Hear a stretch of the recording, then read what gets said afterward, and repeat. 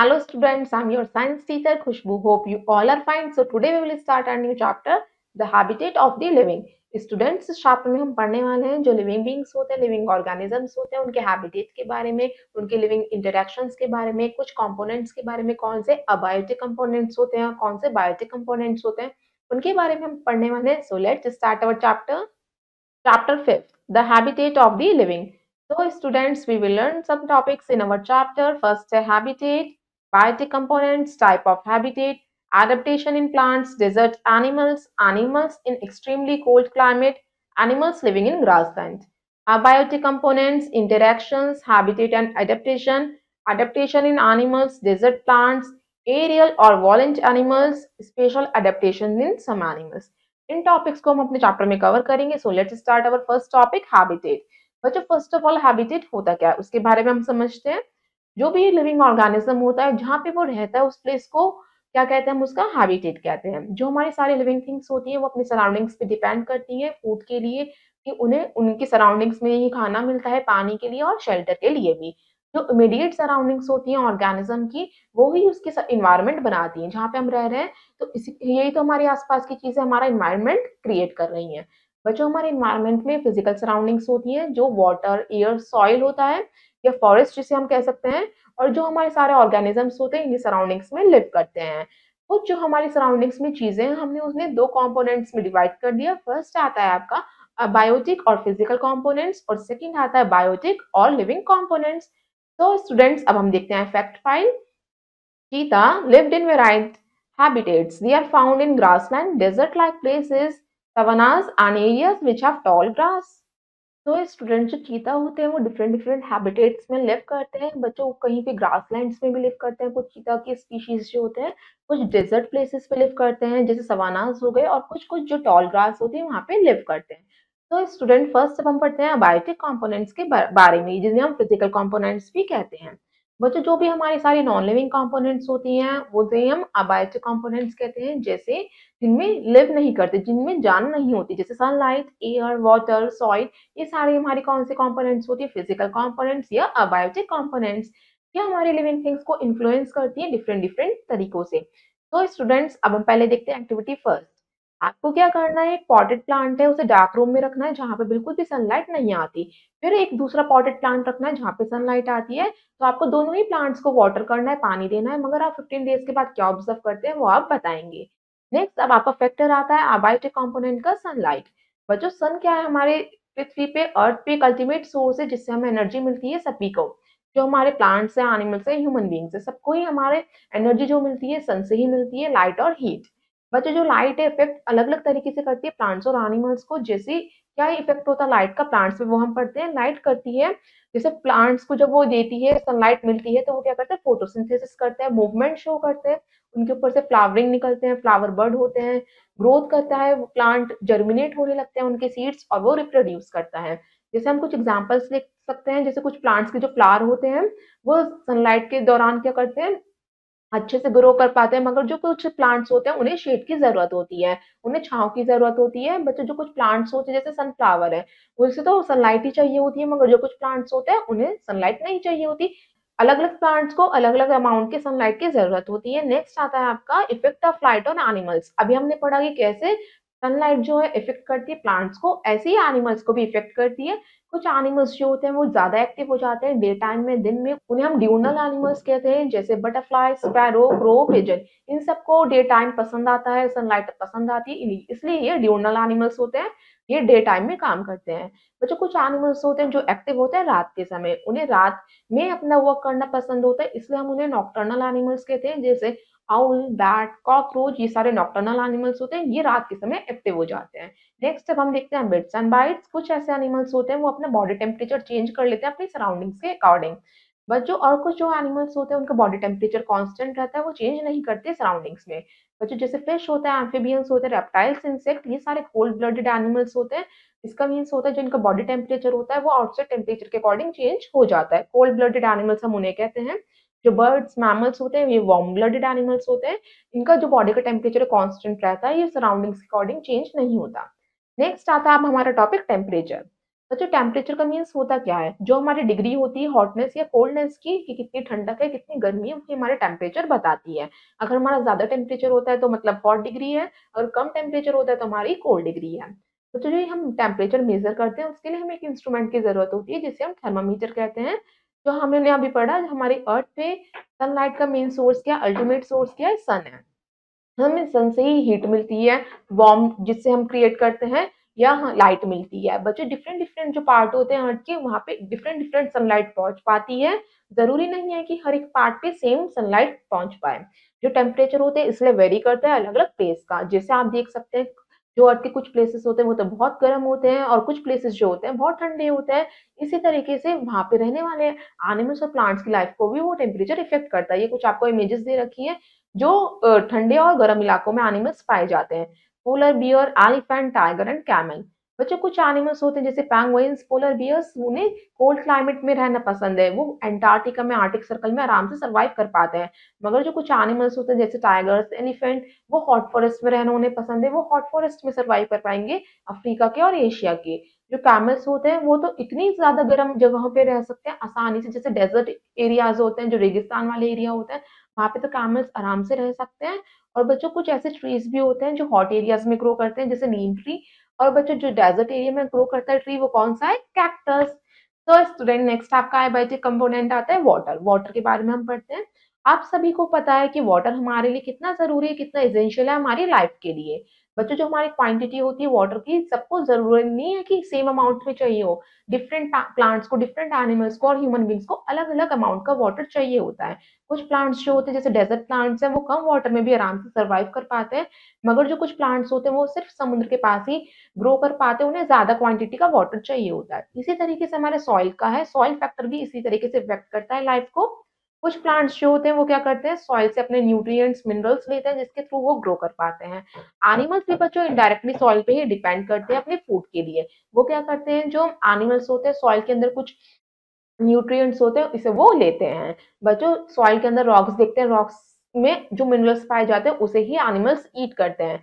और बच्चों इसमें ही ह्यूमस होता है जिससे डेड प्लांट्स और एनिमल्स की बॉडी बनी होती है। ह्यूमस जिससे बना होता है उसी को एनिमल्स ईट करते हैं। इसकी वजह से हमारी सॉइल भी फर्टाइल होती है और उसी को वो ईट करते हैं। नेक्स्ट जो डिफरेंट साइज की जो एनिमल्स होते हैं डिफरेंट डिफरेंट अमाउंट के न्यूट्रिएंट को वो कंज्यूम करते हैं। नेक्स्ट अब हम देखते हैं एक्टिविटी सेकेंड। इस एक्टिविटी में हमें आपको क्या करना है, आपको लेना है गार्डन से कुछ सॉइल। फिर उस सॉइल को क्या करना है, मिट्टी को, रेत को ग्लास टम्बलर में फिल करना है, फिर उसमें पानी डालना है, फिर उसे कवर कर देना है ग्लास लिड से। जिस तरीके से आपको इमेज में दिखा रखा है, फिर उसे आप अच्छे से शेक कर देंगे तो आप देखेंगे जो आपकी सॉइल होगी, मिट्टी होगी, वो पानी के नीचे सेटल हो जाएगी, बैठ जाएगी। फिर आप देखेंगे जो सॉइल है वो अपनी डिफरेंट डिफरेंट लेयर्स बना लेती है अलग अलग साइज के पार्टिकल्स की। इस तरीके से सॉइल का फॉर्मेशन होता है जिससे हमारी सॉइल फर्टाइल होती है और उसपे प्लांट्स ग्रो करते हैं। नेक्स्ट हम आगे देखते हैं, हमारा अबायोटिक कंपोनेंट आता है फिजिकल कंपोनेंट, एयर। बच्चों आपको पता है कि जो हमारे सराउंडिंग्स, जो अर्थ का सराउंडिंग्स है उसके आसपास बहुत सारे गैसेस की लेयर है जिसने हमारे अर्थ को ढक रखा है एक ब्लैंकेट के रूप में। तो वो क्या होती है, हमारी एयर होती है। बच्चों अगर ये ब्लैंकेट नहीं होगा, ये एयर नहीं होगी तो कोई भी लाइफ फॉर्म एग्जिस्ट नहीं कर पाएगी, चाहे वो प्लांट्स हो, ह्यूमन बींग्स हो, चाहे एनिमल्स हो। कोई भी हमारी लाइफ फॉर्म एग्जिस्ट नहीं कर पाएगी। हर किसी को क्या चाहिए होती है, ऑक्सीजन। हमारे एनिमल्स और ह्यूमन बींग्स को ऑक्सीजन की रिक्वायरमेंट होती है, प्लांट्स को कार्बन डाइऑक्साइड की रिक्वायरमेंट होती है जो वो एटमॉस्फेयर से लेते हैं। जैसे जो एक्वेटिक एनिमल्स होते हैं वो कैसे ऑक्सीजन कैसे ब्रीथ करते हैं, जो ऑक्सीजन डिजोल्व हुई रहती है हमारी वाटर में वो उसके थ्रू वो ब्रीथ करते हैं। कुछ जो प्लांट्स होते हैं वो कैसे लेते हैं ब्रीथिंग, कैसे एयर लेते हैं, वो सॉइल में अपने रूट्स के थ्रू एयर लेते हैं, उसे पेनिट्रेट करते हैं और अपने अंदर एब्जॉर्ब करते हैं। जो ग्रीन प्लांट्स हैं वो क्या करते हैं कार्बन डाइऑक्साइड लेते हैं और ऑक्सीजन छोड़ते हैं, उसे ही हम ब्रीथ करते हैं। नेक्स्ट अब हम देखते हैं fact file. Many plants growing in water do not have roots because there is a little requirement for absorption of water. For example, Wolfia, they are the smallest flower. Again, there are some in which roots develop only for fixation in the soil. For example, Hydrilla. बच्चों कुछ ऐसे plants होते हैं जो grow करते हैं water में, उनकी रूट्स नहीं होती तो वो कैसे लेते हैं पानी को, एब्जॉर्ब करते हैं डिफरेंट डिफरेंट रिक्वायरमेंट के अकॉर्डिंग। उन्हें बहुत कम पानी की रिक्वायरमेंट होती है इसलिए उनके सॉइल की जो रूट्स होती है वो बहुत कम होती है, उनका नाम होता है वॉल्फिया। नेक्स्ट आता है जो आपके स्मॉल फ्लावर्स होते हैं, वो भी उनकी भी जो रूट्स होती है वो अच्छे से डेवलप हुई रहती है, जो सॉइल के अंदर अच्छे से जाती है, वो हाइड्रोला होते हैं। जिसकी रूट्स बड़ी होती है वो होता है हाइड्रिला। नेक्स्ट अब हम देखते हैं try it out, answer the following questions. आपको इन क्वेश्चंस को रीड करना है और इनके आंसर्स बताने हैं। सो लेट्स स्टार्ट। फर्स्ट है आपका क्वेश्चन, व्हाट इज टेम्परेचर। बच्चों आप बताइए कि टेम्परेचर होता क्या है। जो भी हमारी डिग्री होती है हॉटनेस एंड कोल्डनेस की, वो हमारी टेम्परेचर कहलाती है। नेक्स्ट है where do we find fresh water. बच्चों फ्रेश वाटर कहाँ पे हमें मिलता है, पॉन्ड्स में, रिवर्स में, लेक्स में, और हमारा अंडरग्राउंड वाटर वो भी फ्रेश होता है। थर्ड है what do you understand by atmosphere. Atmosphere क्या होता है, the blanket of many gases is called atmosphere. जो ब्लैंकेट होती है मैनी गैसेस की वो हमारे एटमॉस्फेयर क्रिएट करती है। नेक्स्ट है what do you mean by global warming. Global warming क्या होता है, जो हमारे एटमॉस्फेयर में जो हमारे हार्मफुल गैसेस हैं वो ज्यादा इंक्रीज होने लगती है, इसकी वजह से ग्लोबल वार्मिंग होती है। फिफ्थ है which soil is considered to be the best for growing plants. बच्चों कौन सी सॉइल बेस्ट मानी गई है प्लांट्स को ग्रो करने के लिए, वो है लोमी सॉइल। तो स्टूडेंट्स इसके आंसर्स आप अपने तरीके से दे सकते हैं, कर सकते हैं। नेक्स्ट अब हम पढ़ते हैं, टॉपिक आता है बायोटिक कंपोनेंट्स। हमने अपने पढ़ा कि जो हमारे सराउंडिंग्स होते हैं उसमें दो कंपोनेंट्स होते हैं, बायोटिक और अबायोटिक। अब हम पढ़ते हैं बायोटिक कंपोनेंट्स के बारे में। जो भी सारी हमारे लाइफ फॉर्म्स होती हैं जैसे प्लांट्स, एनिमल्स, ह्यूमन बींग्स, ये सारे हमारे बायोटिक कंपोनेंट्स बनाते हैं। बच्चों इसमें हमारे आते हैं producers, consumers and decomposers. Producers में आते हैं प्लांट्स, कंज्यूमर्स में आते हैं एनिमल्स एंड डिकम्पोजर्स में आते हैं माइक्रो ऑर्गेनिजम्स। तो स्टूडेंट्स हम स्टार्ट करते हैं प्रोड्यूसर से। प्रोड्यूसर्स बच्चों कौन होते हैं, जो ग्रीन प्लांट्स होते हैं, जो क्या करते हैं, खाना प्रोवाइड करवाते हैं अर्थ पे सभी लिविंग ऑर्गेनिज्म को, वो हमारे प्रोड्यूसर्स होते हैं। प्रोड्यूसर्स में बच्चों ग्रीन पिगमेंट होता है जिसे हम क्लोरोफिल कहते हैं, जिसकी वजह से वो अपने खाने को प्रिपेयर कर पाते हैं, किसकी प्रेजेंस में, सनलाइट के प्रेजेंस में और कार्बन डाइऑक्साइड की प्रेजेंस में। इसी पूरे प्रोसेस को हम क्या कहते हैं, फोटोसिंथेसिस कहते हैं। जब प्लांट्स अपना खाना खुद बनाते हैं इसलिए हम उन्हें ऑटोट्रॉप्स भी कहते हैं। कुछ ऐसे एनिमल्स होते हैं और कुछ नॉन ग्रीन प्लांट्स भी होते हैं जो अपना खाना नहीं बना पाते। नेक्स्ट आता है आपका कैटेगरी कंज्यूमर्स की। कंज्यूमर्स में अभी हमने पढ़ा कौन से होते हैं, एनिमल्स। बच्चों जो एनिमल्स अपना खाना खुद नहीं बना पाते बल्कि वो डिपेंड करते हैं प्लांट प्रोडक्ट्स पे या अदर एनिमल्स पे अपने फूड के लिए, न्यूट्रिशन के लिए, उन्हें हम कंज्यूमर्स कहते हैं। उन्हें हम हीटोट्रॉप्स भी कहते हैं। बच्चों जो अलग अलग एनिमल्स होते हैं वो अलग अलग फूड, उनकी हैबिट्स होती हैं, वो अलग अलग तरीके का फूड को ईट करते हैं। उसके अकॉर्डिंग हमने उनकी थ्री कैटेगरीज बना दी है। फर्स्ट है हर्बीवोर्स, सेकंड है कार्निवोर्स एंड लास्ट है ओमनिवोर्स। फर्स्ट हम पढ़ते हैं हर्बीवोर्स के बारे में। हर्बीवोर्स बच्चों वो एनिमल्स होते हैं जो सिर्फ प्लांट प्रोडक्ट्स को ईट करते हैं, जैसे काऊ, एलिफेंट, हॉर्स, ये सारे सिर्फ प्लांट प्रोडक्ट्स को ईट करते हैं। नेक्स्ट आता है आपका कार्निवोर। कार्निवोर्स वो एनिमल्स होते हैं जो दूसरे एनिमल को किल करके ईट करते हैं, वो कार्निवोर्स होते हैं। जैसे हम एग्जांपल ले सकते हैं कार्निवोर्स का, जो दूसरे एनिमल को मार के खाते हैं, लायन, टाइगर और वुल्फ। बच्चों ये हमारे क्या कहलाए जाते हैं, जो हार्बीवोर्स है वो प्राइमरी कंज्यूमर्स होते हैं और जो कार्निवोर्स होते हैं वो सेकेंडरी कंज्यूमर्स होते हैं। लास्ट आता है आपका ओमनिवोर्स। ओमनिवोर्स वो होते हैं जो प्लांट प्रोडक्ट्स भी ईट करते हैं और एनिमल्स को भी ईट करते हैं, वो आपके ओमनिवोर्स होते हैं। ओमनिवोर्स में बच्चों ह्यूमन बींग्स भी आते हैं। ह्यूमन बींग्स हो गया, बियर हो गया, डॉग हो गया, ये सारे क्या होते हैं, आपके ओमनिवोर्स होते हैं जो दोनों ही चीजों को ईट करते हैं। नेक्स्ट आता है आपके डिकम्पोजर्स। डिकम्पोजर्स क्या होता है, लास्ट कैटेगरी है आपकी बायोटिक कंपोनेंट की। डिकम्पोजर्स में आता है आपके माइक्रो ऑर्गेनिजम्स। माइक्रो ऑर्गेनिजम्स बच्चों क्या ईट करते हैं, जो पहले से ही डेड बॉडीज होती है प्लांट्स की, एनिमल्स की, वो उसे ईट करते हैं। इसी तरीके से हम इन्वायरमेंटल क्लीनर भी कहते हैं इन डिकम्पोजर्स को। ये हमारे इन्वायरमेंट को क्लीन करने का काम करते हैं। डिकम्पोजर्स के हम एग्जाम्पल ले सकते हैं बैक्टीरिया एंड फंगाई। यहाँ पे इमेजेस दे रखी हैं कुछ बायोटिक कंपोनेंट्स की, bacteria, fungi and vulture. Next अब हम देखते हैं, on the other hand non-living things do not need any food and energy flow is stopped day working। बच्चों नॉन लिविंग थिंग्स को खाने की जरूरत तो नहीं होती, खाना नहीं हम खाते, बल्कि उन्हें क्या चाहिए होती है, एनर्जी चाहिए होती है अलग अलग सोर्सेस से। जैसे अभी हमने पढ़ा था कि जो इलेक्ट्रिक बल्ब है उसे भी एनर्जी की जरूरत होगी, जो हम इलेक्ट्रिकल एनर्जी से प्रोवाइड करवाएंगे तभी वो ग्लो कर पाएगा। इसके दौरान उन्हें भी एनर्जी की जरूरत होती है, तभी वो अपनी एक्टिविटीज को परफॉर्म कर पाते हैं। नेक्स्ट आता है आपका interaction topic. Different type interactions take place in ecosystem keep continuing working। बच्चों जो ये सारे कंपोनेंट्स हैं वो एक दूसरे से इंटरेक्ट करते हैं, इसके दौरान ही हमारा जो पूरी लाइफ साइकिल है वो चलती रहती है। फर्स्ट इंटरेक्शन आता है बायोटिक कंपोनेंट्स के बीच में।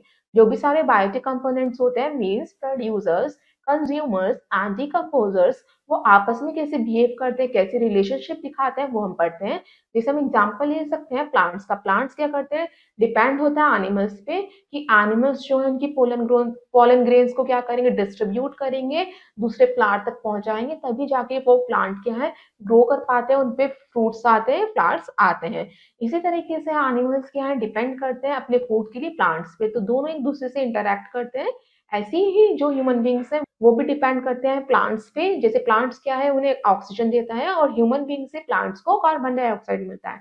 इसी तरीके से सारे बायोटिक कंपोनेंट्स एक दूसरे से इंटरेक्ट करते हैं। जो डिकम्पोजर्स होते हैं वो भी बहुत हेल्पफुल करते हैं। बच्चों कुछ ऐसे एनिमल्स होते हैं जो दूसरे एनिमल को किल करके खाते हैं, तो आपको लगेगा कि ये तो गलत है, इससे लाइफ साइकिल कैसे मेंटेन होगी, बल्कि ये बिल्कुल सही होता है। बच्चों अगर वो किल करके नहीं खाएंगे, जैसे जो लायन है, टाइगर है, वो डियर को नहीं खाएंगे, तो फिर डियर की स्पीशीज ज्यादा हो जाएगी। इससे तो हमारे प्लांट जो डियर है फिर वो प्लांट्स को खाएंगे, तो इससे हमारी अर्थ पे जो सारे प्लांट्स है वो खत्म हो जाएंगे।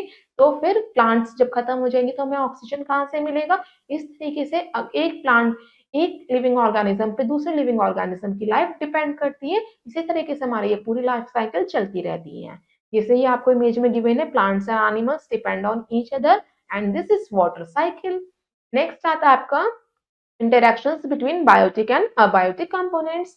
बच्चों हम पढ़ते हैं कि कैसे इंटरेक्ट करते हैं हमारे बायोटिक और बायोटिक कंपोनेंट्स एक दूसरे से। आपको पता है जैसे रेनफॉल होती है, जब रेनफॉल होती है तो हमारा जो सारा मॉइस्चर होता है वो सॉइल में भी तो जाता है। जब सॉइल में जाता है वो सारा मॉइस्चर जो प्लांट्स लेते हैं, इस तरीके से प्लांट्स ग्रो कर पाते हैं। मगर जो वाटर है वो तो एक तरीके से हमारा क्या है, बायोटिक कंपोनेंट है, नॉन लिविंग कंपोनेंट है। मगर जो हमारे प्लांट है वो लिविंग कंपोनेंट है।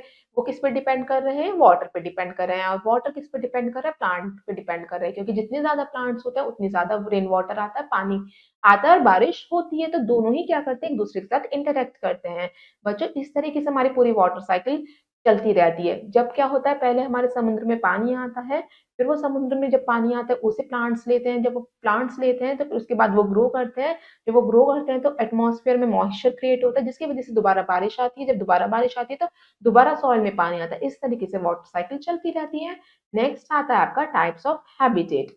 बच्चों अभी हमने पढ़ा कि सारे लिविंग ऑर्गेनिजम्स को कैसे फूड की जरूरत होती है, कौन से कंपोनेंट्स में हमें उन्हें उन्हें हम कट हमने उन्हें डिवाइड कर दिया। अब बायोटिक और बायोटिक के बारे में, अब वो कहाँ पे रहते हैं उनके शेल्टर के बारे में पढ़ते हैं। जो ऑर्गेनिजम्स होते हैं वो अलग अलग जगहों पे रहते हैं अर्थ पे। बच्चों कुछ जो हमारे कुछ जो ऑर्गेनिजम्स होते हैं वो कहाँ पे रहते हैं, डेजर्ट एरिया में। कुछ जो होते हैं आइस के प्लेसेस पे रहते हैं। कुछ के हैबिटेट्स जो होते हैं वो डिफरेंट डिफरेंट जगहों पे होते हैं। इसी तरीके से हमने मेनली टू टाइप के हैबिटेट्स को डिवाइड कर दिया है। फर्स्ट है आपका वाटर हैबिटेट, सेकंड है आपका लैंड हैबिटेट।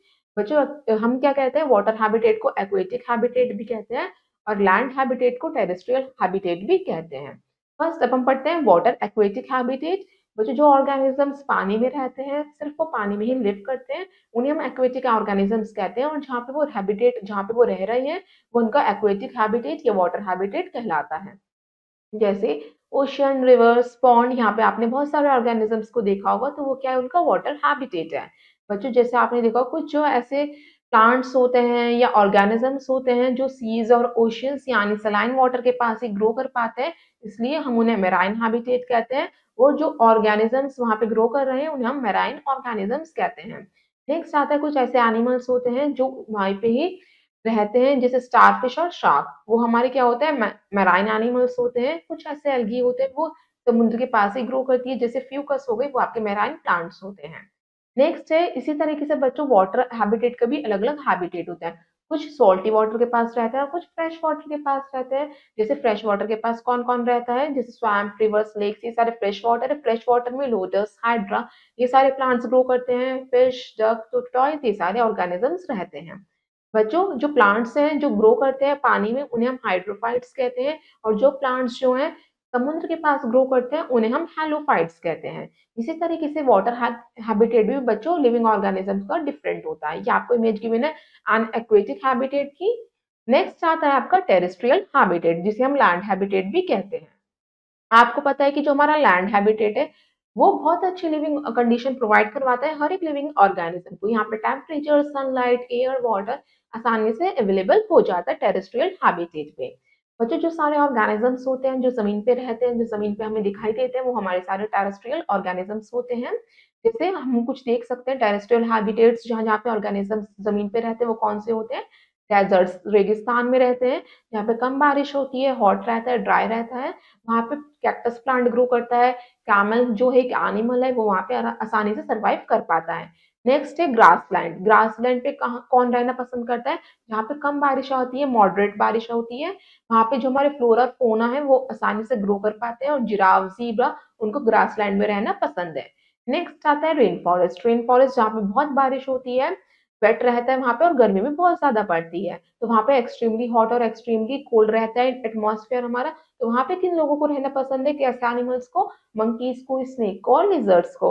और वहाँ पे बहुत सारे ट्रीज़ भी ग्रो करते हैं। नेक्स्ट आता है टुंड्रा रीजन। टुंड्रा बच्चों ये अभी आपका एक हैबिटेट होता है जहाँ पे बहुत बर्फ रहती है, ये एक्सट्रीमली कोल्ड रहता है और पूरे ही साल ये बर्फ से ढका रहता है और यहाँ पे पोलर बियर, रेनडियर और पेंगुइन्स आपको देखने को मिल सकते हैं।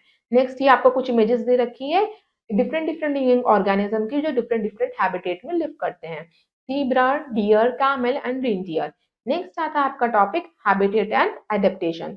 बच्चों अभी तक हमने पढ़ा कि प्लांट्स और एनिमल्स वो डिफरेंट डिफरेंट हैबिटेट में रहते हैं, टेरेस्ट्रियल और एक्वेटिक के भी हमने डिफरेंट डिफरेंट टाइप पढ़े।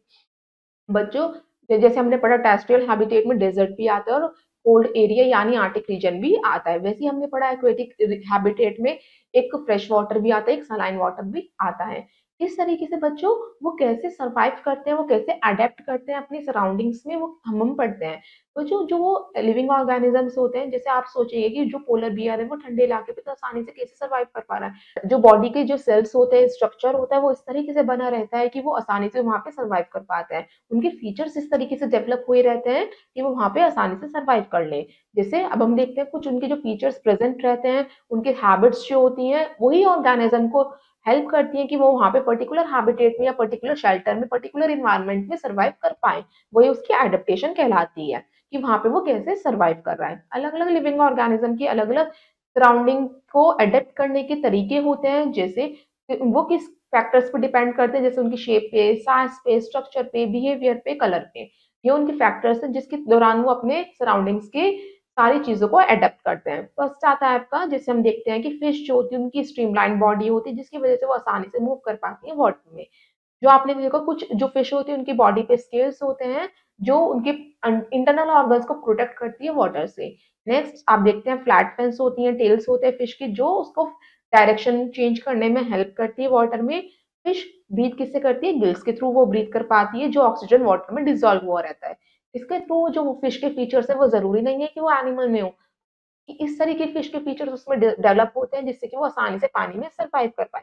इसी तरह हर एक लिविंग ऑर्गेनिज्म के डिफरेंट डिफरेंट फीचर्स जो होते हैं उसके बॉडी में डेवलप रहते हैं जिसकी वजह से वो अपने सराउंडिंग में अडेप्ट कर पाती है। नेक्स्ट आता है अडेप्टेशन इन प्लांट्स। प्लांट्स कैसे अपनी सराउंडिंग्स में सर्वाइव कर पाते हैं। बच्चों फर्स्ट हमने पढ़ा था एडेप्टेशन इन हाइड्रोफाइट्स। हाइड्रोफाइट्स के बारे में हमने अभी पढ़ा था। वो प्लांट्स जो सिर्फ पानी में ही ग्रो करते हैं, पानी के ऊपर ही फ्लोट करते हैं। हम उन्हें क्या कहते हैं? हाइड्रोफाइट्स कहते हैं।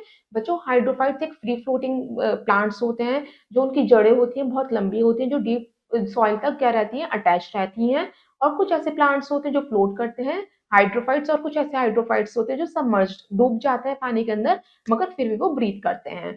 जो उनकी एडेप्टेशन है वो किस पे डिपेंड करती है? बायोन्सी पे डिपेंड करती है कि वो पानी पे फ्लोट कर रहे हैं या सिंक कर रहे हैं। यहाँ पे इमेज शो कर रखी है सम एक्वेटिक प्लांट्स की और हाइड्रिला की। नेक्स्ट आता है बच्चों जैसे हम देख सकते हैं लोटस, वाटर लिली, हाइड्रिला, ये सारे हमारे क्या हाइड्रोफाइट्स हैं जो पानी के अंदर ही ग्रो करते हैं। कुछ ऐसे एक्वेटिक प्लांट्स होते हैं जिनकी जो रूट्स होती हैं फिक्स्ड रहती हैं सॉइल के अंदर, और कुछ ऐसे एक्वेटिक प्लांट्स होते हैं जो पानी के ऊपर ही तैरते हैं। वो इसलिए तैर पाते हैं कि जो उनकी स्टेम होती है वो कैसी होती है? सबमर्ज्ड होती है, पूरे पानी के अंदर वो हॉलो होती है जिसके थ्रू वो ब्रीथ भी कर पाते हैं और आसानी से पानी पे फ्लोट भी कर पाते हैं। जैसे हम एग्जांपल ले सकते हैं लोटस का। लोटस की जो स्टेम होती है वो लॉन्ग होती है, हॉलो होती है और लाइट होती है जिसकी वजह से वो आसानी से पानी पे ग्रो कर पाता है, फ्लोट कर पाता है। कुछ ऐसे हाइड्रोफाइट्स होते हैं वो क्या करते हैं? उनका मेन फंक्शन होता है कि जो पानी पे जो वो ग्रो कर रहे हैं उसे पानी को एब्सॉर्ब करते रहना, सक करते रहना, जिसकी वजह से वो उसे स्ट्रॉन्ग बनाते हैं और ग्रो करने में मदद करते हैं। आप देखते होंगे जो भी सारे एक्वेटिक प्लांट्स होते हैं उनकी स्टेम्स कैसी होती है? स्पॉन्जी होती है जिससे वो एक्सचेंज भी आसानी से कर सकते हैं गैसेस का। वो कार्बन डाइऑक्साइड को आसानी से ले सकते हैं एटमॉस्फेयर से और ऑक्सीजन को छोड़ सकते हैं। कुछ ऐसी लीव्स होती हैं जो थिन होती हैं, बहुत पतली होती हैं, कुछ की लीव्स वैक्सी होती हैं, ऑयल कट ऑयल की कोटिंग होती है उनके ऊपर। आपने देखा जो लोटस की लीव्स है उसके ऊपर ऑयल की कोटिंग रहती है, जिसकी वजह से वो जो पानी में अगर लोटस की लीव्स भी चली जाए तब भी वो वाटर प्रूफ रहती हैं, वो गीली नहीं होती। इस तरीके से उनके जो सारे फीचर्स है वो डेवलप होते हैं पहले से, जिसकी वजह से वो आराम से अपने सराउंडिंग्स में सर्वाइव कर पाते हैं। नेक्स्ट आता है हमारा एडेप्टेशन इन लोटस प्लांट, जो हमने अभी समझा लोटस प्लांट के बारे में। लोटस प्लांट की आपको इमेज गिवन है। लोटस प्लांट्स में बहुत अच्छी बायोन्सी होती है, जिसकी वजह से वो पानी में डूबता नहीं है, उसके ऊपर ही फ्लोट करता रहता है।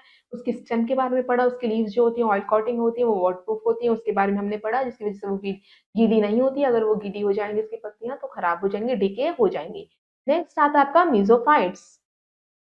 बच्चों मीज़ोफाइट्स एक ऐसे प्लांट्स होते हैं जो क्या करते हैं अपने हैबिटेट में ग्रो कर पाते हैं, चाहे क्लाइमेट मॉडरेट क्यों ना हो।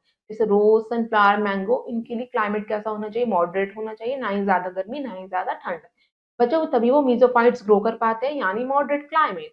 ये वेल डेवलप्ड इनकी ब्रांच रूट्स होती हैं, जिनके जो रूट हेयर्स होते हैं, रूट कैप लगी होती है, इनके जो इनके स्ट्रक्चर होता है वेल डेवलप रहता है। इनकी जो स्टेम होती है बहुत स्ट्रांग होती है, मजबूत होती है, और जो इनकी स्टेम है ज्यादातर ग्रीन कलर की होती है और लकड़ी की होती है, वुडी होती है। जो इनकी लीव्स होते हैं ब्रॉड चौड़े चौड़े होते हैं और थिन यानी पतले होते हैं, जिसकी वजह से ट्रांसपिरेशन भी आसानी से हो जाता है। जब ऑटम सीजन आता है, पतझड़ का मौसम आता है, तो सारा पानी क्या कर देते हैं एटमॉस्फेयर में लॉस कर देते हैं, जिसकी वजह से जो पत्तियां आसानी से गिर जाती है, फॉल ऑफ हो जाती है और नई पत्तियां उस पर आ जाती हैं। नेक्स्ट जो स्टोमेटो होता है मेसोफाइट्स के दोनों साइड होता है लीव्स के, जिसके थ्रू आसानी से एक्सचेंज कर पाते हैं गैसेस का। ये आपको इमेज गिवन है रोज प्लांट की एंड मैंगो ट्री की। नेक्स्ट अब हम देखते हैं fact file. Plants are put into different categories such as hydrophytic, xerophytic and mesophytic depending on their adaptation to water availability.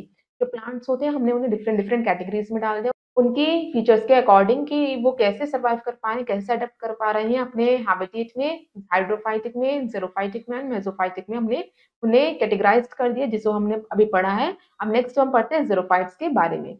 ज़ेरोफ़ाइट्स वो बच्चों वो प्लांट्स होते हैं जो आसानी से डेज़र्ट्स एरिया में सर्वाइव कर पाते हैं, रेगिस्तान वाले इलाकों में जहाँ पे पानी की कमी होती है और जहाँ पे सूखा होता है। जैसे कैक्टस, एस्पैरागस, यूरोफोरिया, यूका, ये सारे अडैप्ट कर पाते हैं आसानी से हमारे डेज़र्ट एरियाज़ में। उन्हें हम ज़ेरोफ़ाइट्स कहते हैं। आपको इमेज गिवन है एस्पैरागस की और कैक्टस प्लांट की। नेक्स्ट अब हम देखते हैं बच्चों जो ये ज़ेरोफ़ाइट्स होते हैं, ये कैसे सर्वाइव कर पाते हैं डेज़र्ट एरिया में। जो इनकी लॉन्ग होती है एक्सटेंसिव रूट सिस्टम होता है, जो बहुत अंदर तक ग्राउंड के अंदर तक जाता है और अंडरग्राउंड वाटर को सक करता है। नेक्स्ट जो इनकी स्टेम होती है वो फ्लैशी होती है, ग्रीन होती है।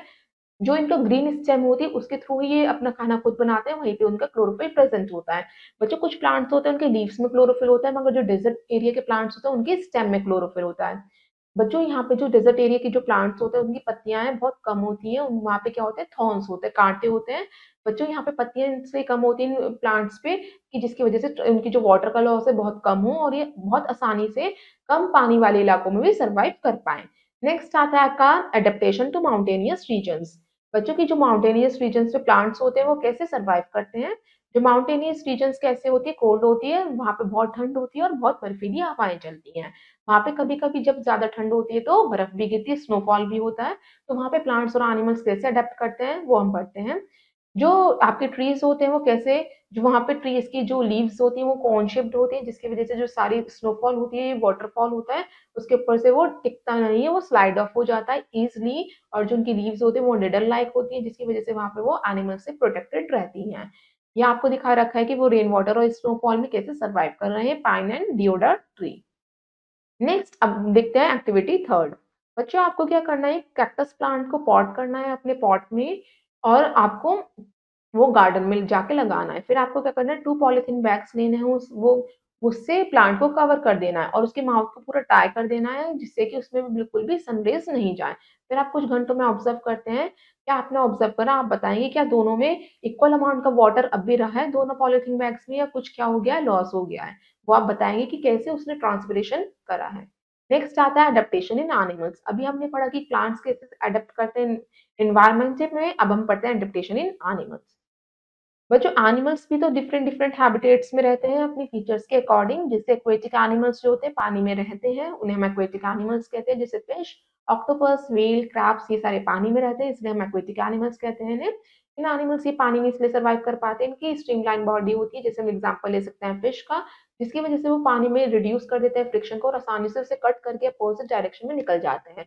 जो फिन्स होते हैं वो फिश की हेल्प करती है स्विमिंग करने में, और जो इनका वो खराब क्यों नहीं होती, इनकी बॉडी इंटरनल ऑर्गन्स को कौन प्रोटेक्ट करता है, जो इनकी बॉडी के स्केल्स होते हैं वो इनके इंटरनल ऑर्गन्स को प्रोटेक्ट करते हैं, पानी में खराब होने से बचाते हैं। बच्चों ये पानी में ब्रीथ कैसे ले पाते हैं, सर्वाइव कैसे कर पाते हैं, फिश जो होती हैं गल्स के थ्रू ब्रीथ करती हैं। अब हम पहले देखते हैं fact five. Octopus have a great eye sight, they can change its colour to blend with their surroundings. बच्चों आपको पता है ऑक्टोपस की कितनी अच्छी आई साइट होती है, वो क्या करती है अपने सराउंडिंग्स के अकॉर्डिंग अपने कलर को चेंज भी कर लेती है। नेक्स्ट अब हम आपका आता है एम्फीबियंस। एम्फीबियंस हमने कैटेगराइज कर दिया according to their habitat. Amphibians वो होते हैं जो पानी और जमीन दोनों जगह रह सकते हैं आसानी से, वो एम्फीबियंस कहलाते हैं। जैसे हम ले सकते हैं एग्जांपल्स, एम्फीबियंस में आते हैं फ्रॉग, टोड, सैलमेंडर, ये सारे एम्फीबियंस होते हैं। आपने देखा होगा जो भी सारे एम्फीबियंस हैं उनकी स्किन कैसी होती है, मॉइस्ट होती है, क्रीमी होती है, जिसके थ्रू वो अपने स्किन के थ्रू ही रिस्पायर करते हैं, सांस लेते हैं, ब्रीथ लेते हैं। वो क्या करते हैं जब वो पानी में रहते हैं एम्फिबियंस, तो वो अपनी स्किन के थ्रू क्या करते हैं, पानी में जो ऑक्सीजन डिजोल्व हुई रहती है उसे ब्रीथ करते हैं उस एनिमल्स, और जब वो लैंड पे आते हैं तो वो अपने लंग्स के थ्रू ब्रीथ करते हैं। इसी तरीके से वो दोनों ऑर्गन से ब्रीथ करते हैं, पानी में अपने स्किन के थ्रू, और लैंड पे आते हैं तो अपने लंग्स के थ्रू। जो इनकी हिंड लैंग्स होते हैं वो बहुत स्ट्रांग होते हैं, लॉन्ग होते हैं, जिससे वो आसानी से हॉप कर सकते हैं, जंप कर पाते हैं जब लैंड में, और वाटर में आसानी से मूव कर पाते हैं। जब वो स्विमिंग करते हैं तो वो अपने वेब्ड फीट का यूज़ करते हैं, जो उनकी वेब्ड फीट होती है उन्हें तैरने में मदद करती है, और वो क्या करते हैं, बहुत समय के लिए सोने के लिए चले जाते हैं, जिन्हें वो हाइबरनेशन कहते हैं। हाइबरनेशन का मीन्स होता है कि अकॉर्डिंग टू देयर सीज़न, जब उनका सीज़न आता है तो कई-कई महीनों तक वो सोते रहते हैं, जिसकी वज़ह से उनकी एनर्जी कम कंज़्यूम होती है, जिससे उनकी एनर्जी क्या है, बची रहती है, और वो क्या करते हैं, इसी एनर्जी के रूप में फैट को स्टोर करे रहते हैं, तो उन्हें भूख भी कम लगती है। ये आपको इमेज गिवन है फ्रॉग और सैलीमैंडर की। नेक्स्ट आते हैं आपके डेजर्ट एनिमल्स। तो स्टूडेंट्स कुछ ऐसे एनिमल्स होते हैं जो सर्वाइव कर पाते हैं आसानी से डेजर्ट्स में। जैसे डेजर्ट क्या होता है, ड्राई हॉट होता है, डेजर्ट में बहुत कम ही प्लांट्स ग्रो कर पाते हैं, इसलिए वहाँ पे लिटिल वेजिटेशन होता है। डेजर्ट में बहुत कम शेल्टर प्रोवाइड हो पाता है एनिमल्स को जहाँ पे वो लिव कर पाए, इसलिए कुछ ही एनिमल्स हमारे डेजर्ट में सर्वाइव कर पाते हैं, जैसे इंसेक्ट्स, रेप्टाइल्स, स्मॉलर मैमल्स। जो एनिमल्स हमारे एक्टिव रहते हैं डेजर्ट में वो कौन से होते हैं, हमारे नॉक्टर्नल एनिमल्स। मतलब वो डे टाइम में तो ज़्यादा एक्टिव नहीं रहते, ड्यूनल एनिमल्स वहाँ पे नहीं होते, नॉक्टर्नल एनिमल्स होते हैं जो हमारे नाइट टाइम में ज़्यादा एक्टिव होते हैं। वो नाइट टाइम में इसलिए एक्टिव होते हैं, अगर वो डे टाइम में क्या होता है, सन की इतनी तेज हीट होती है तब वो सन की हीट में इतना सर्वाइव नहीं कर पाते, और उनकी जो बॉडी में से वाटर लॉस ज़्यादा होता है, मगर रात के समय उनकी सूरज की रोशनी नहीं होती तब वो आसानी से अपने फूड की तलाश कर सकते हैं, खाने की तलाश कर सकते हैं, पानी की तलाश कर सकते हैं, क्योंकि उनकी बॉडी में वाटर का लॉस बहुत कम होता है रात के समय। वो क्या करते हैं और कहाँ पे रहते हैं, बोरोस के अंदर रहते हैं, और जो बोरो के अंदर वो ऐसा ग्लूटेनियस सीक्रेशन करते हैं जिसकी वजह से वो एक सो जाते कम से कम 8 से 9 महीने तक के लिए पूरे साल में, उसे ही वो हाइबरनेशन कहते हैं। जब वो अपने बोरो में चले जाते हैं सोने के लिए कम से कम 7 से 8 महीनों के लिए। जैसे आपको इमेजेस दे रखी हैं डेजर्ट एनिमल्स की, जो हाइबरनेशन कर रहे हैं, डेजर्ट सोयोट की एंड एनिमल्स इन बोरो की। बच्चों जो समर्स में जो कोल्ड ब्लडेड एनिमल्स होते हैं जैसे लिजर्ड्स, स्नेक, मॉस्किटोस, ये क्या है, ज़्यादा एक्टिव हो जाते हैं नाइट टाइम में, इन्हें भी हम नॉकटर्नल एनिमल्स कहते हैं। वो क्या करते हैं, विंटर्स में सन की लाइट को एन्जॉय करते हैं डे टाइम में भी, और जब कोल्ड आता है तो वो कोल्ड सीज़न में बहुत टाइम के लिए सो जाते हैं, तब वो इनएक्टिव हो जाते हैं। बच्चों वहाँ पे उनके अंदर स्वेट ग्लैंड्स की कमी होती है, जिसकी वजह से जो यूरिन है वो बहुत कम होता है एक्सक्रीट उनके अंदर से, और वो क्या करते हैं एक्सक्रीटरी प्रोडक्ट से बहुत कम ही वो रिमूव करते हैं अपनी बॉडी में से। नेक्स्ट आता है एडेप्टेशन कैमल। आपको पता है कैमल सबसे ज़रूरी एनिमल माना जाता है डेज़र्ट का, इसलिए हम कैमल को क्या कहते हैं, शिप ऑफ द डेज़र्ट भी कहते हैं, रेगिस्तान का जहाज भी कहते हैं। अब कैमल इतने कैसे सराउंडिंग्स में कैसे सर्वाइव कर पाता है वो हम देखते हैं। कैमल बच्चों सबसे लार्ज एनिमल है जो सर्वाइव कर पाता है हमारे डेज़र्ट की कंडीशंस में, इसलिए हमने उसे शिप ऑफ द डेज़र्ट कहा गया है। जो उसकी लिम्ब्स होती हैं उसमें लार्ज फैट्स होते हैं जो उसके मूव करने में मदद करते हैं, हॉट एंड स्लिपरी सैंड पे भी, वो रेगिस्तान में रेत पे भी आसानी से चल पाता है, मूव कर पाता है। जो कैमल का हम्प आप देखते हैं वो वहाँ पे वो अपना फूड को स्टोर करता है, किस फॉर्म में, फैट के फॉर्म में, और वो कहीं दिनों तक बिना पानी पिए और बिना खाना खाए भी रह सकता है। जो वो एक साथ ही ड्रिंक कर लेता है बहुत सारा पानी, वो सारा अपना रिस्टोर कर लेता है वाटर सेल्स में, मसल्स में या कनेक्टिव टिश्यूज में, इसलिए वो बहुत समय तक बिना खाना बिना पानी के भी रह सकता है। और वो जो यूरिन है बहुत कम ही एक्सक्रीट करता है, जिसकी वजह से उसे ज़्यादा प्यास भी नहीं लगती। नेक्स्ट है जो उसका इंटरनल टेम्परेचर होता है वो सराउंडिंग्स के अकॉर्डिंग एडजस्ट कर लेता है अपना आप ही, इसलिए वो तेज़ धूप में भी आराम से चल पाता है रेगिस्तान में। नेक्स्ट अब हम देखते हैं बिट्स एंड बाइट्स।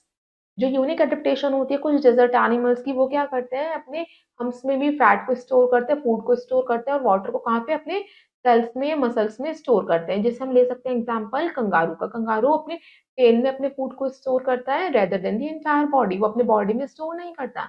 जैसे ही कैमल अगर एक बारी में पानी पीता है, वो बच्चों 10 मिनट्स में 40 लीटर्स पानी पी सकता है कैमल। नेक्स्ट आता है डेजर्ट प्लांट्स। अब हम पढ़ते हैं कि प्लांट्स, डेजर्ट प्लांट्स कौन कौन से होते हैं, वो कैसे ग्रो कर पाते हैं डेजर्ट एरिया में।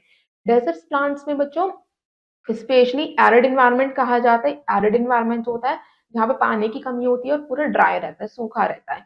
वहाँ पे जो वाटर स्कार्स होता है, टेम्परेचर इतना एक्सट्रीम होता है, हाई होता है। तो उसके दौरान प्लांट्स कैसे डेवलप करते हैं, उनकी कुछ ऐसी स्ट्रेटेजीज होती हैं कि वो अपने वाटर को कंजर्व करके रखते हैं, जिससे वाटर लॉस कम होता है, इसलिए वो उस चैलेंजिंग कंडीशन में भी सर्वाइव कर पाते हैं। जैसे फर्स्ट आता है वाटर स्टोरेज। कुछ डेजर्ट प्लांट्स होते हैं अपने टिश्यूज में वाटर को स्टोर कर लेते हैं कई कई पीरियड्स तक की, जब उन्हें पानी की कमी भी नहीं होती। हम एग्जांपल लेते हैं कुछ सक्यूलेंट प्लांट्स का, जैसे कैक्टस, अगेव्स। वो उनकी जो स्टेम होती है उसमें वो पानी को स्टोर करते हैं। जो उनकी स्टेम होती है थिक होती है, फ्लैशी होती है, जो एक्सटेंडेड पीरियड्स तक भी कुछ नुकसान नहीं पहुंचाती है उन्हें, और वो डिस्ट्रॉय नहीं होते, डैमेज नहीं होते, उन्हें उससे ही पानी मिलता रहता है। नेक्स्ट आता है रिड्यूस लीव्स, जो आपके डेजर्ट एरियाज में प्लांट होते हैं, जो आप देखते होंगे वहां पे लीव्स बहुत कम होती है उन प्लांट्स के ऊपर, इसलिए होती है जिसकी वजह से उनका जो ट्रांसपिरेशन है, मीन्स वाटर लॉस है, कम से कम हो पाए, कम से कम पानी उनका इवेपोरेट हो पाए, जिसकी वजह से वो ज़्यादा से ज़्यादा सर्वाइव कर पाएँ। उनकी लीव्स इस तरीके से मॉडिफाइड रहती हैं कि वो जो उनकी लीव्स हैं स्पाइन्स के फॉर्म में होती हैं, कांटों के फॉर्म में होती हैं, जिससे कि कोई एनिमल उन पे अटैक नहीं कर पाता, वो आसानी से उसमें सर्वाइव कर लेती हैं।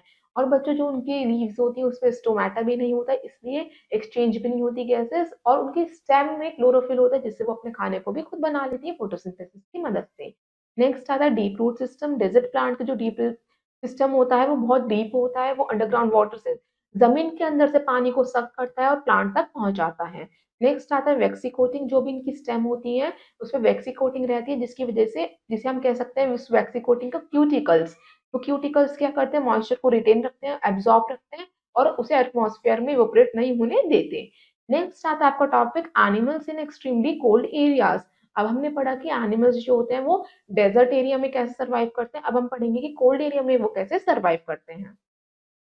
जो एनिमल्स होते हैं जैसे पोलर बियर्स की आपने इमेज दिखा रखी है, पेंगुइन्स की दिखा रखी है, ये सारे कोल्ड प्लेसेस में आसानी से सर्वाइव कर पाते हैं, क्योंकि इनके जो थिक फर होते हैं वो उन्हें वार्म देते हैं, गर्मी देते हैं, जिसकी वजह से वो आसानी से ठंड में भी सर्वाइव कर पाते हैं। आपने ज्यादातर देखा होगा पेंगुइन्स वो ग्रुप में ही मूव करते हैं, वो ग्रुप में इसलिए मूव करते हैं जिससे वो एक दूसरे को हीट प्रोवाइड करवा सके। नेक्स्ट अब आप देखते हैं जैसे पेंगुइन्स ग्रुप में होते हैं, कभी भी आप नहीं देखेंगे पेंगुइन्स सिंगल मूव कर रहे हैं। नेक्स्ट अब हम देखते हैं एरियल और वॉलेंट एनिमल्स। बच्चों वॉलेंट एनिमल्स और एरियल एनिमल्स हम उन्हें कहते हैं जो उड़ पाते हैं, फ्लाइंग एनिमल्स, जैसे बर्ड्स एंड बैट्स।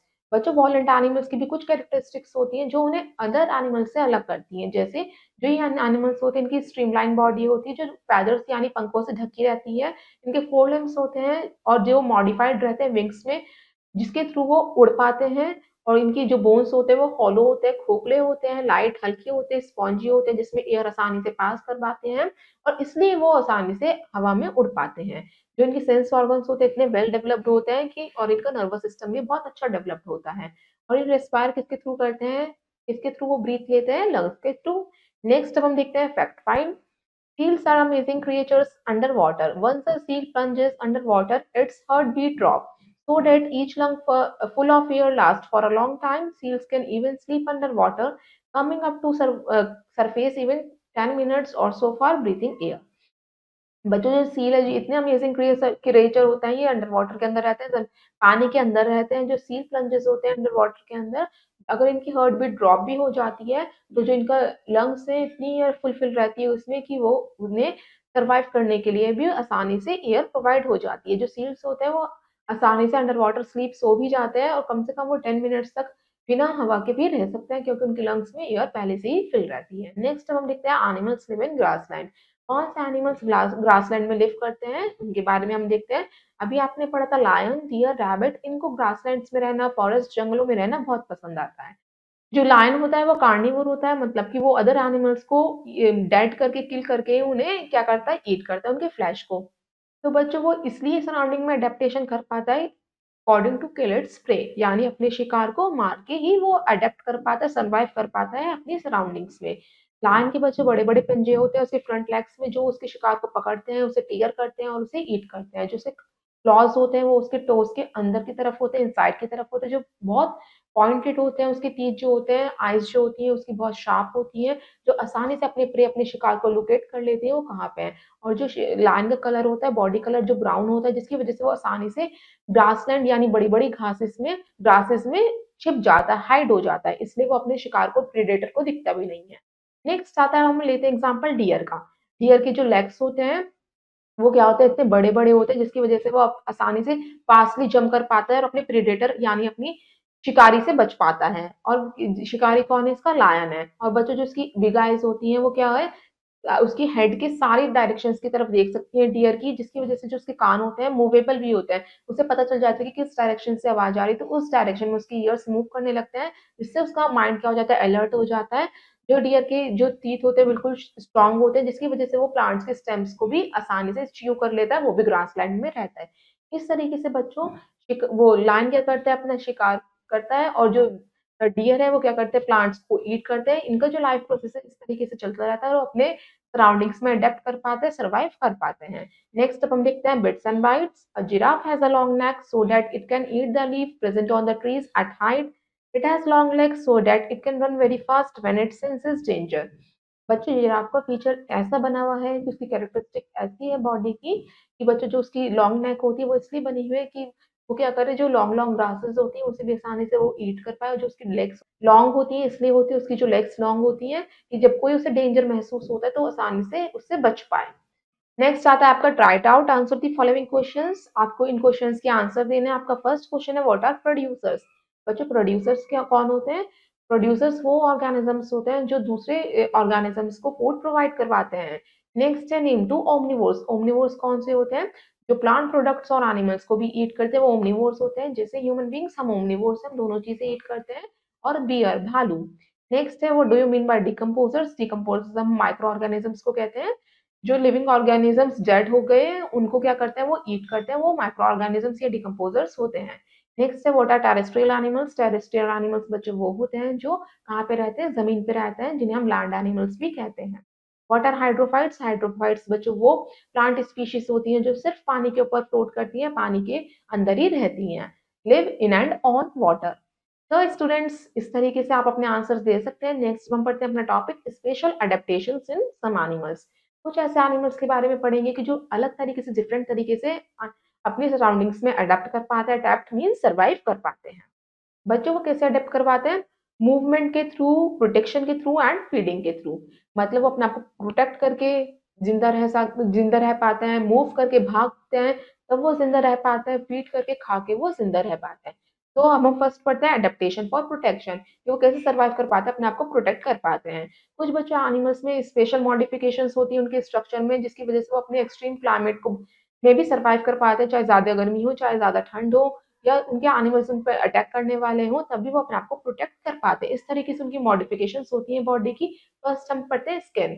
जो स्किन होती है एनिमल्स की वो उनको प्रोटेक्ट करती है कि कैसा भी क्लाइमेट हो, चाहे गर्मी चाहे सर्दी। जो स्नेक्स होते हैं, स्नेक की बॉडी पे स्केल्स होते हैं, बर्ड्स की बॉडी पे फेदर्स होते हैं, जिससे वो क्या करती है, ठंड में भी अपनी फेदर से अपने आप को प्रोटेक्ट कर पाती हैं। बच्चों कुछ ऐसे एनिमल्स की बॉडी होती है वो क्या करती है, पानी को कम लॉस करती हैं और वो डिहाइड्रेशन नहीं होता उनकी बॉडी में। नेक्स्ट आता है प्रोटेक्टिव कलरेशन। कुछ ऐसे एनिमल्स होते हैं वो अपनी सराउंडिंग्स के अकॉर्डिंग अपने कलर को चेंज कर लेते हैं। जैसे अब हम लेते हैं एग्जांपल, जैसे उन्हें अपने एनिमी से बचना होता है, प्रेडेटर से बचना होता है, तो वो क्या करते हैं, सराउंडिंग्स के अकॉर्डिंग अपने कलर को चेंज कर लेते हैं। कमलियोन, कमलियोन क्या ऐसा हमारा स्पीशीज है, वो क्या कर लेता है, अपने सराउंडिंग्स के अकॉर्डिंग अपने कलर को चेंज कर लेता है। जैसे हम डेजर्ट एनिमल्स का एग्जांपल ले सकते हैं, इंसेक्ट्स, स्नेक, लिजर्ड्स, ये सारे क्या होते हैं, सैंडी कलर के होते हैं, जिसकी वजह से वो अपने एनिमल से अपने आप को प्रोटेक्ट कर लेते हैं। जो इंसेक्ट्स के लार्वा होते हैं वो आपको ज्यादातर ग्रीन कलर के इसलिए दिखते हैं, जिससे कि लीफ पे कोई भी लार्वा को देख ना पाए और बटरफ्लाई प्रोटेक्टेड रहे। नेक्स्ट जो हम एनिमल्स होते हैं, ज़ीब्रास, टाइगर, लेपर्ड्स, वो सब की आप देखते होंगे बॉडी पे स्ट्राइप्स होते हैं, स्पॉट्स होते हैं। वो इस वजह से होते हैं कि वो आसानी से अपनी सराउंडिंग्स के साथ मर्ज हो पाए। जब वो ग्रासलैंड में रहते हैं तो कोई भी उन्हें देख ना पाए। इस तरीके एनिमल्स को हम क्या कहते हैं कि जब हम उन्हें आसानी से नोटिस नहीं कर पाते, ध्यान से देखने पे ही दिखते हैं, उन्हें हम कैमोफ्लेज एनिमल्स कहते हैं। नेक्स्ट ये आपको कुछ इमेजेस दे रखी है सम स्पेशल एनिमल्स की, yak, silver fox, snake and lizard. Next वो अडेप्ट करते हैं फॉर मूवमेंट, कि कैसे वो मूवमेंट के थ्रू अपने आप को बचा पाते हैं। बच्चों जो मूवमेंट होती है एनिमल्स की डिफरेंट डिफरेंट ऑर्गन्स के द्वारा होती है, वो अकॉर्डिंग टू हैबिटेट वो अपने मूवमेंट शो करते हैं। जैसे फिश होती है वो वाटर में रहती है, पानी में रहती है, एक्वेटिक हैबिटेट होता है उसका, तो इसलिए वो फिन्स के थ्रू मूव करती है। जो फ्रॉग होता है उसके लॉन्ग हिंड लिप्स लिम्स होते हैं, पावरफुल मसल्स होती हैं, जिसकी वजह से वो आसानी से हॉप या लीप कर पाता है, लैंड पे कूद पाता है। जो उसकी वेब्ड फीट होती है, इसलिए वो पानी में भी आसानी से तैर पाता है। फ्रॉग हमारा एक एम्फीबियन है जो लैंड और वाटर दोनों पे रहता है। इसी तरीके से बच्चों स्नेक्स की लिम्स नहीं होती, मगर उसके ब्रॉड प्लेट्स होते हैं, जिसकी वजह से वो lower side of the body आसानी से स्लीथर कर पाता है, ग्राउंड पे रेंग पाता है। इस तरीके से बर्ड्स की क्या होती है, विंग्स होती है जो आसानी से फ्लाई करने में मदद करती है। अलग अलग लिविंग ऑर्गेनिज्म के अलग अलग स्पेसिफिकेशन होती है बॉडी की, जिसकी वजह से वो अपनी सराउंडिंग में मूव कर पाते हैं। वो मूव क्यों करते हैं? क्यों करने की ज़रूरत पड़ती है उन्हें मूव? फर्स्ट आता है आपका रीज़न, या तो वो अपने प्रे यानी शिकार को पकड़ना चाहते हैं, या अपने प्रेडेटर यानी शिकारी से बचना चाहते हैं। जो उनका लैंड है वो क्या है, ऑब्स्टेकल से भरा हुआ है, वो उससे बचना चाहते हैं इसलिए वो मूव करते हैं। या वो सबस्ट्रेट यानी किसी चीज़ की तलाश के लिए मूव करते हैं। या वो क्या करते हैं, कुछ ऐसे एनिमल्स होते हैं जो सिर्फ़ ब्रांचेज़ टू ब्रांचेज़ जंप ही करते रहते हैं, ये उनकी हैबिट होती है। उन्हें हम फॉसा अडैप्टेड एनिमल्स कहते हैं, जैसे हम एग्ज़ाम्पल ले सकते हैं मंकी का। So students, let's see some important definitions. अब हम important definitions पढ़ते हैं। So start. फर्स्ट है habitat, the natural home of an animal और प्लांट। एक ऐसा नेचुरल होम होता है किसी भी एनिमल या प्लांट का जहाँ पे वो लिव करते हैं, वो हैबिटेट हो जाता है उसका। Biotic components, non living and physical factors in the environment. जो हमारे नॉन लिविंग कंपोनेंट्स होते हैं वो हमारे अबायोटिक कंपोनेंट्स होते हैं, या फिजिकल फैक्टर्स भी हम कह सकते हैं इसे एनवायरनमेंट का, जैसे air, water. Biotic components, living organisms in the environment. Biotic कौन कौन से होते हैं, जो लिविंग कंपोनेंट्स होते हैं। Autotroph means the organism that can produce their own food. Autotrophs वो ऑर्गेनिजम्स होते हैं जो अपना खाना खुद प्रोड्यूस करते हैं। Heterotrophs means the organisms that depend on the other organisms for food. Heterotrophs वो ऑर्गेनिजम्स होते हैं जो अपने खाने के लिए दूसरे ऑर्गेनिजम्स पे डिपेंड होते हैं। Decomposers means organisms that degrade the dead animals of plants remains. बच्चों डिकम्पोजर्स वो होते हैं जो क्या करते हैं, डिग्रेड करते हैं, डिकम्पोज करते हैं प्लांट्स एंड एनिमल्स के डेड रिमेन्स को। वो इन्वायरमेंटल क्लीनर भी कहलाए जाते हैं, जैसे बैक्टीरिया एंड फंगाई। नेक्स्ट है camouflage, the ability of an animal to blend with its surroundings। camouflage एक क्या होती है, प्रॉपर्टी, एक एबिलिटी है एनिमल की, जिसे वो सराउंडिंग में उसे मर्ज करने में हेल्पफुल होती है और वो एनिमी से बच पाते हैं। नेक्स्ट आता है adaptation, features that help an organisms to survive in a particular type of habitat. Adaptation का मीन्स होता है किसी भी ऑर्गेनिज्म में कोई ऐसे बॉडी फीचर्स होते हैं उसके डेवलप्ड होते हैं पहले से ही, जिसकी वजह से वो अपने सराउंडिंग में आसानी से सर्वाइव कर पाता है। नेक्स्ट है cuticle, a layer covering the leaf of plant to prevent loss of water। Cuticle क्या होती है, लीव्स के ऊपर एक कवरिंग होती है जिसकी वजह से पानी का लॉस बहुत कम होता है। Micro organisms means the minute living things like bacteria and fungi which cannot be seen with the naked eye। Micro organisms इतने माइन्यूट होते हैं, इतने छोटे छोटे होते हैं, जैसे बैक्टीरिया एंड फंगाई, वो हमें नेक्ड आई से नहीं दिखते बल्कि उसे माइक्रोस्कोप से देखा जा सकता है। तो students, let's summing up the chapter. इस चैप्टर में हमने क्या क्या पढ़ा उसे एक बार देख लेते हैं। फर्स्ट है आपका everything that surround living things and affect their growth and development is called environment. जो भी हमारी लिविंग थिंग्स के आसपास की सारी चीजें होती हैं जो उसे अफेक्ट करती हैं, जिसकी वजह से वो ग्रो करता है, डेवलप करता है, वो सारा उसका एनवायरनमेंट कहलाता है। जो हमारी अल्टीमेट सोर्स है एनर्जी का, लाइट का, हमारी अर्थ पे, वो क्या है, सन। नेक्स्ट है we are surrounded by thick layer of air called atmosphere. Air is a mixture of several gases like oxygen, carbon dioxide, nitrogen etcetera. बचा हमारा एटमॉस्फेयर क्या कहलाता है, जहाँ हमारी एक थिक ब्लैंकेट है बहुत सारे गैसेस की, वो हमारा एटमॉस्फेयर बनता है। The increasing amount of carbon dioxide in air causes an increase in temperature. This phenomena is known as global warming। जब हमारे एटमॉस्फेयर में कार्बन डाइऑक्साइड का टेम्परेचर ज्यादा हो जाता है उसे हम ग्लोबल वार्मिंग कहते हैं। The organism which depend on food prepare by plant are called consumer और हीटरोट्रॉप्स। जो ऑर्गेनिज्म डिपेंड होते प्लांट्स के ऊपर कि प्लांट्स कब अपना फूड प्रिपेयर करें तो हम उसे ईट करेंगे, तो उनको हम क्या कहते हैं, हीटरोट्रॉप्स कहते हैं या कंज्यूमर्स कहते हैं। The best soil for growing plant is one which a mixture of clay, salt and sand. Such a soil is called a loam soil. तो जो बेस्ट सॉइल कौन सी होती है प्लांट्स को ग्रो करने के लिए, जिसमें क्ले, सॉल्ट एंड सैंड तीनों का मिक्सचर हो, उसे हम कहते हैं loam soil. The animals which feed on dead and decaying matter are called scavengers. Scavengers वो होते हैं जो मरे हुए एनिमल्स एंड प्लांट्स को ईट करते हैं। The animals which are adapted for surviving both on land and water are called amphibians. बच्चों जो एनिमल्स दोनों में ही सर्वाइव कर पाते हैं, जमीन के ऊपर भी और पानी के अंदर भी, उन्हें हम क्या कहते हैं, एम्फीबियंस कहते हैं। Animals which can survive in the extreme hot and dry climate of desert are known as xeric animals. जो एनिमल्स इतने गर्म इलाके पे भी, जहाँ पे पानी की कमी होती है, वहां पे आसानी से सर्वाइव कर पाते हैं डेजर्ट एरियाज में, उन्हें हम जेरिक एनिमल्स कहते हैं। तो स्टूडेंट्स, इट्स एक्सरसाइज टाइम। अब हम करते हैं exercise A. Darken the correct option in the OMR sheet. इसमें आपको ओएमआर शीट गिवन है, इसमें 4 ऑप्शंस दे रखे हैं ए, बी, सी, डी। आपको करेक्ट ऑप्शन को चूज करना है, उसे सर्कल करना है। Use only blue black ball pen to fill the circles. It should be darken completely and properly. Correct method आपको शो कर रखा है, सो लेट्स स्टार्ट। फर्स्ट है आपका organisms living on land are called. जो organism जमीन पे रहते हैं सिर्फ उन्हें हम क्या कहते हैं? Terrestrial animals. So C is the right. Next आता है second, which animal has fin and gills. बच्चों कौन सा एनिमल होता है जिसकी फिन्स होते हैं और जो गिल्स के थ्रू रिस्पायर करती है? Fish. So A is the right. Next है third, what is the habitat of yak. बच्चों याक कहाँ पे रहता है? आपको कहाँ दिखता है याक? माउंटेनियस एरिया पे, जो बहुत ठंडे इलाके होते हैं। सो सी इज द राइट। फिर आता है आपका fourth, which of the following animals live in water. बच्चों कौन सा एनिमल है जो वाटर में रहता है? जो आपका एक्वेटिक एनिमल है वो आपको बताना है, fish. C is the right. Fifth है आपका, which of the following plants grow in dry area. बच्चों ड्राई एरिया जहाँ पे पानी की कमी होती है वहां पे कौन से प्लांट्स ग्रो कर पाते हैं आसानी से? वो कौन से प्लांट्स होते हैं? हमारे कैक्टस। तो सी is the right.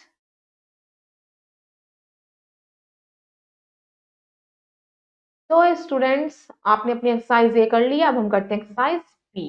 Fill in the blanks. इसमें आपको फिलअप्स करने हैं, सो लेट्स स्टार्ट। फर्स्ट है आपका, the tip of leaves of rain forest trees are called. जो आपकी लीव्स का टिप होता है, जो रेन फॉरेस्ट ट्रीज होती है, उनको हम क्या कहते हैं? Drip tip.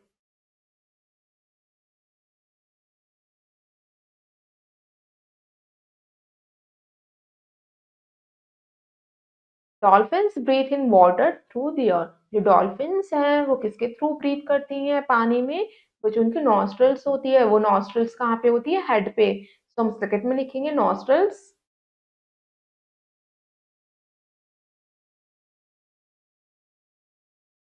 थर्ड है हैलोफाइट्स ग्रो नियर। जो हैलोफाइट्स होते हैं वो किसके पास ग्रो करते हैं? बच्चों वो सेलाइन वाटर के पास ग्रो करते हैं, जैसे सी शोर्स के पास। तो थर्ड में हम लिखेंगे सी शोर्स।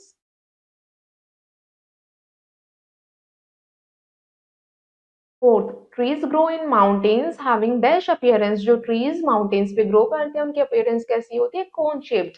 वो कोन शेप्ड दिखते हैं।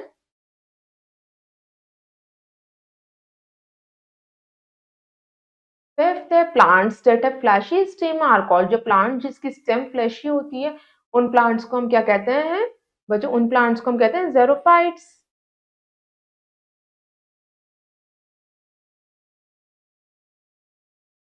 तो स्टूडेंट्स अब हम करते हैं अपनी नेक्स्ट एक्सरसाइज सी, मैच दी कॉलम्स। इसमें आपको कॉलम ए दे रखा है, कॉलम बी दे रखा है, इसमें हम मैचिंग करेंगे। सो लेट्स स्टार्ट। फर्स्ट है आपका वेब्ड फीट। वेब्ड फीट किसकी होती है? जिसकी वजह से वो पानी में आसानी से फ्लोट कर पाता है, तैर पाता है, वो होता है फ्रॉग। एम्फिबियन। फर्स्ट को हम मैच करेंगे ई से। सेकेंड है cone shape trees. Cone shape trees कहाँ पे होते हैं? माउंटेन्स पे। तो सेकंड को मैच करेंगे सी से।